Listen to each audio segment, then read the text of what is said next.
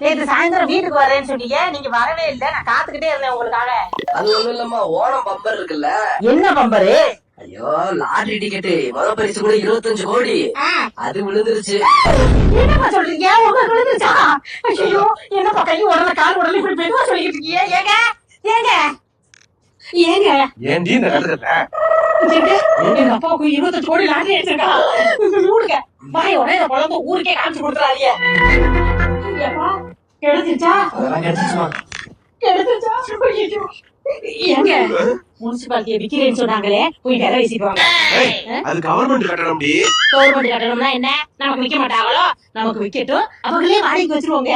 மாசம் மாசம் கம்மியான வாடகை கொடுக்குறோம்னு சொல்லுங்க. பேசுங்க போய். ஏப்பா நீங்க மட்டும் ஒத்தையில போய் எடுத்துருவீங்களா, இல்ல உங்க மாப்பிள்ளையும் துணைக்கு வர சொல்லவா? மாப்பிள்ளையா? எதுக்குமா கீழே விழுந்த லாட்டரி எடுக்கிறதுக்கு மாப்பிள்ளையெல்லாம் சிரமப்படுத்திக்கிட்டு?